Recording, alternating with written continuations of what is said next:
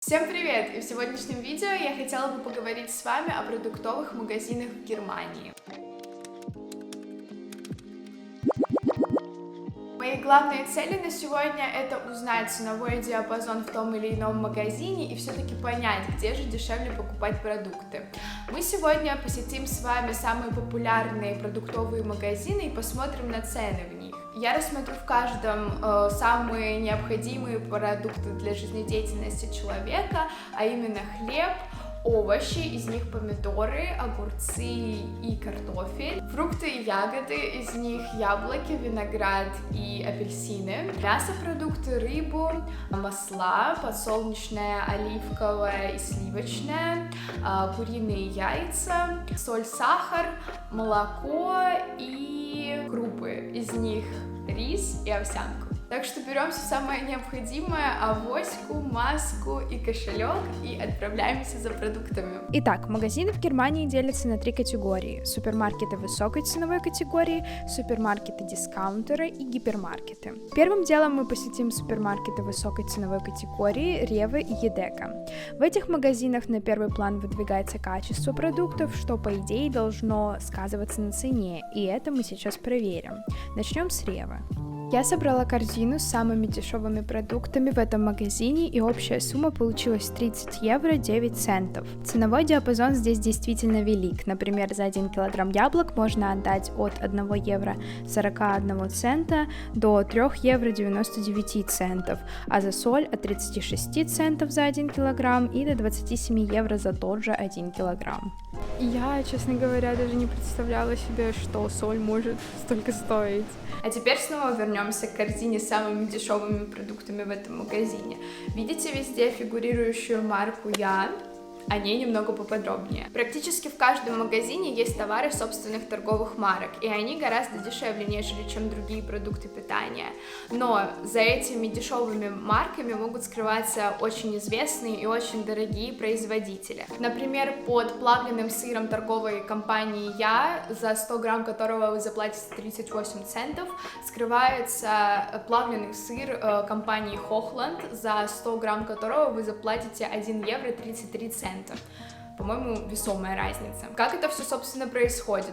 Дешевые компании покупают у дорогих производителей остатки продукции, из которой впоследствии производят свой собственный товар, который будет стоить гораздо дешевле. Происходит это все за счет того, что дешевые производители не тратятся на рекламу и на дорогую упаковку. Вот и все. Существуют различные уловки, как узнать, за какой дешевой маркой какой дорогой продукт прячется. Например, можно проверять адреса производителей или же просто находить в интернете сайты со списками. И в Rewe эта дешевая марка фигурирует под названием «Я». Также у них есть еще одна дешевая марка Rewe Bestseval, но она немного дороже, нежели чем Яшечка. Следующий магазин высокой ценовой категории — это Edeka. Их собственная дешевая марка называется Gut und Günstig, хорошо и дешево. В этом магазине моя корзина с базовыми продуктами обошлась в 27 евро 90 центов. Цены в Rewe и Edeka одинаковые. Цена в Edeka получилась на 2 евро ниже только за счет того, что я не нашла рыбу. Это были магазины высокой ценовой категории. Что же нас ждет в дискаунтерах? Давайте посмотрим. Дискаунтеры — это магазины с ценами ниже средних розничных.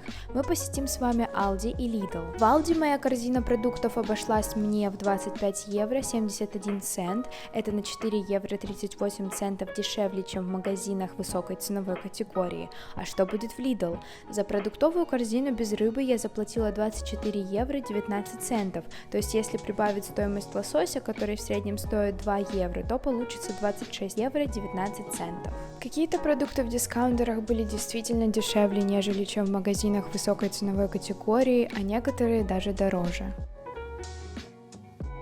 А теперь пришло время гипермаркета Реал. В этом магазине есть все, начиная с рыбной лавки и заканчивая одеждой. У этого магазина две собственные марки – Тип и Реал. За продукты в этом магазине я заплатила 29 евро 27 центов. Итоги таковы, что особой разницы в цене между этими магазинами нет. Но на самом-то деле я не очень люблю посещать дискаунтеры по причине того, что ассортимент там весьма ограниченный. Очень часто бывает, что один вид продукта представлен только одной торговой маркой, и я часто не могу просто найти тот продукт, который мне нужен, который я люблю и который я постоянно покупаю. В гипермаркеты не очень удобно ездить, потому что все они в основном находятся за городом, и тратить 40 минут своего свободного времени на дорогу в гипермаркет просто не имеет смысла, только если вам нужен какой-то эксклюзивный товар. Поэтому для нас с Владом самым оптимальным вариантом является Рева.